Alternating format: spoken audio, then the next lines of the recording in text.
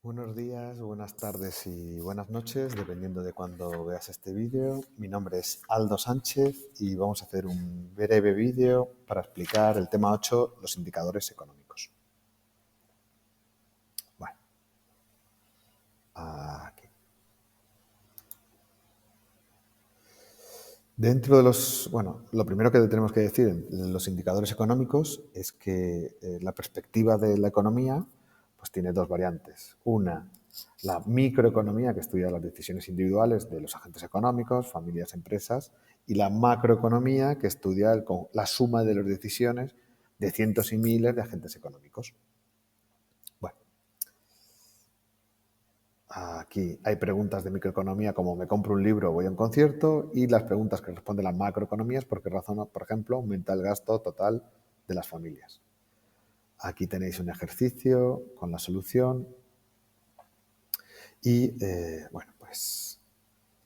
lo que hemos dicho, los agentes económicos, pues influye, por supuesto, la macroeconomía en cada uno de ellos. En las familias, porque si, por ejemplo, si son más optimistas, pues consumen más, lo que afecta a las empresas positivamente, que creará empleo, lo que afectará al Estado. ¿Cuáles son los principales problemas macroeconómicos que se plantea la economía? Lo primero, el empleo, que se mide por la tasa de desempleo, que vimos en el tema anterior. El crecimiento, que se mide mediante el PIB, el crecimiento de la producción. La estabilidad de los precios, que se mide mediante el índice de precios al consumo. Y el equilibrio presupuestario, que se mide mediante los índices de déficit público. También se mide el equilibrio exterior, que son la balanza de pagos, si importamos más que exportamos o es al revés. Y por último, otros dos problemas, la equidad, que es si hay una redistribución de la renta conforme a los valores de justicia y equidad, y la estabilidad o sostenibilidad también, que es la sostenibilidad del medio ambiente de cara al futuro. Bueno, ¿cómo vamos a medir el PIB? Bueno, el crecimiento económico. El crecimiento se mide mediante el PIB, que es la capacidad de producción de un año a otro. Bueno, es la medida de la riqueza del país y normalmente suele haber una relación inversa con el desempleo. Si sube el PIB, significa que la economía va bien y suele haber menos de desempleo. ¿Qué formas de medición existen del PIB? Bueno, pues una es por el método del gasto, todos los gastos que se producen dentro de una economía, por el ingreso, todas las rentas generadas por una economía, y por la producción, el valor añadido de lo producido por todas las empresas en una economía. Aquí. Bueno, mediante el gasto sería el consumo más la inversión, más el gasto público, más las exportaciones netas, las exportaciones menos las importaciones. Por el ingreso sería la suma de todos los salarios, alquileres, intereses y beneficios obtenidos. Al final es la remuneración de los asalariados más el excedente bruto de explotación. Y por el método de la producción, pues sería la suma de todo lo producido por la economía de un país durante un periodo determinado. Bueno, aquí tenéis ejercicios resueltos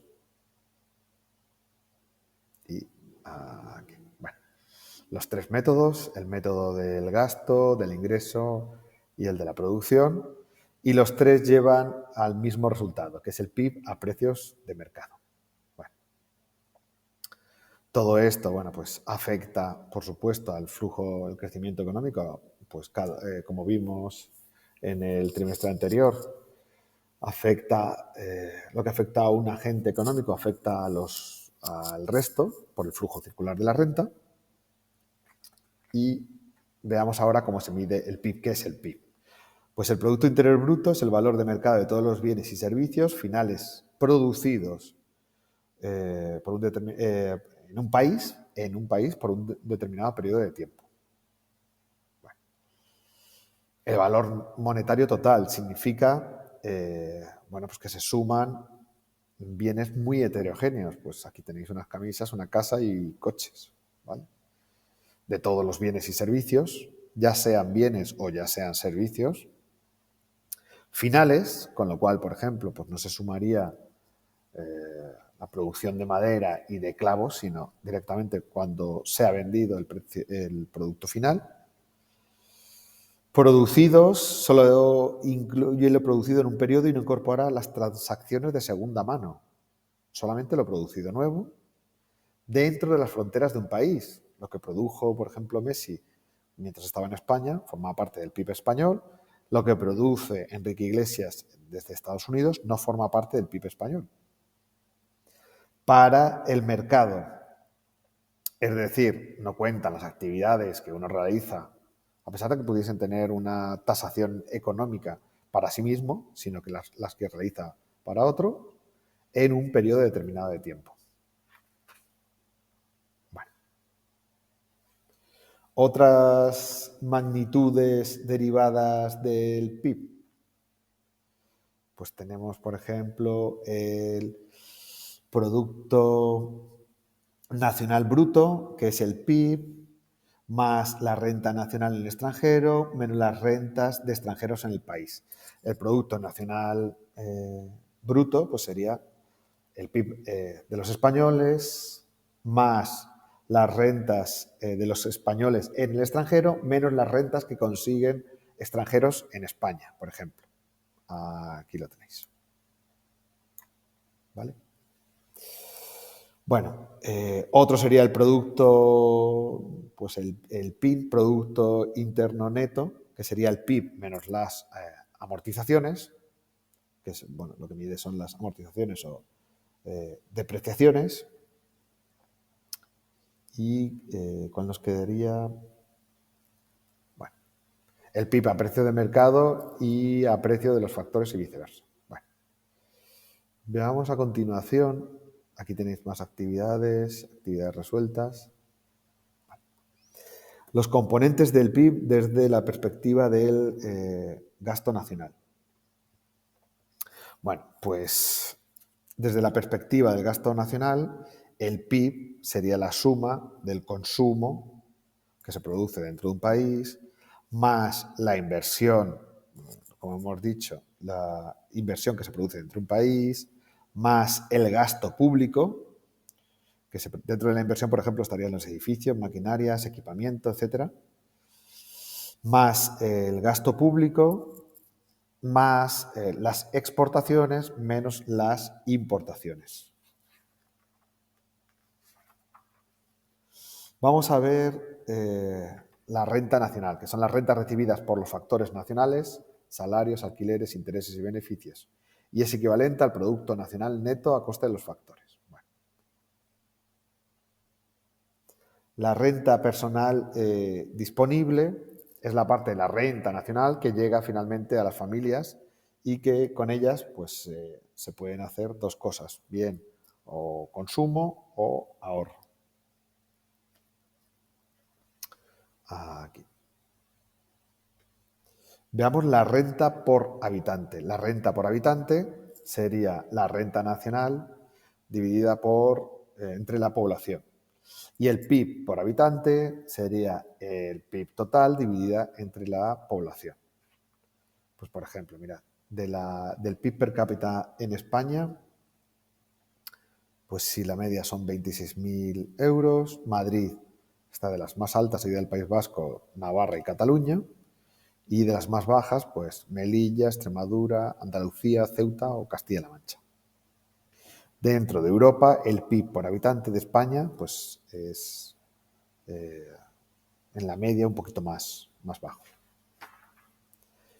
La distribución de la renta, pues ya sabemos que la renta no está distribuida en el mundo de una manera equitativa. Pues aquí tenemos como España, por ejemplo, está el PIB por habitante por debajo de la media europea. Mirad cómo está Luxemburgo. Dentro de España tampoco está dividida de una manera pues equitativa. Mirad cómo, por ejemplo, pues Navarra, País Vasco y Madrid destacan. Y, por supuesto, dentro de una misma ciudad tampoco está distribuida de una manera equitativa. Bueno, ¿cuáles son las críticas al PIB como indicador económico? Bueno, el PIB per cápita nos mide el PIB por habitantes, es decir, si dividimos el total de la renta general de un país, lo dividimos entre el número de habitantes y nos da una media, en España, por ejemplo. Pero ¿cómo se puede, qué aspectos no recoge el PIB? Aquí. Lo primero, no mide el bienestar de todos los ciudadanos. Para eso existen otras formas de medir. A ver, hay aspectos, por ejemplo, no tiene en cuenta el ocio de las personas. Sin embargo, tener más ocio aumenta la calidad de vida. No cuenta con la economía sumergida, y esto es muy pues, importante. Las actividades generan dinero, pero no son recogidas por el PIB. No solamente las ilegales, sino aquellas que no reciben, no se llevan a cabo pues, con facturas. No cuenta la producción del hogar, pues cuidado de los niños, limpieza del hogar. Cuenta actividades que pueden ser perjudiciales, como aunque contaminen, por ejemplo. ¿Vale? No tiene en cuenta la calidad de los bienes producidos, solamente su valor, y no mide la distribución de la renta entre las personas, solo la media. De la manera que el PIB, por ejemplo, de Arabia Saudí puede ser muy alto, pero la distribución en real entre la población no puede, pues es una media, que quizás no refleje la realidad. No tiene en cuenta los efectos de los precios y el PIB puede subir solo porque suben los precios. En un momento en el que hay mucha inflación, subirá el PIB, pero no es una subida del aumento de la producción, sino simplemente del aumento de los precios. Y, por ejemplo, tampoco tiene en cuenta el trabajo del voluntariado, aunque tenga repercusión económica. Tampoco tiene en cuenta, por supuesto, las operaciones de trueque o intercambio de bienes y servicios. Bueno, o, por ejemplo, considera determinada producción, aunque sea perjudicial, ya hemos dicho la contaminación, pero también la producción de armas, o, por ejemplo, un país que gastase mucho, tuviese un gasto muy grande, y producción y gasto muy grande en armas, pues esto lo contabilizaría el PIB y realmente las armas no crean riqueza.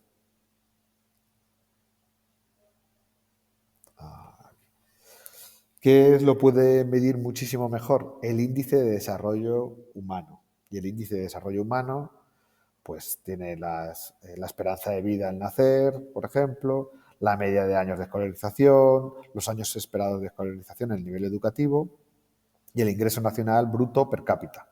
Entonces, todo esto hace el índice de desarrollo humano.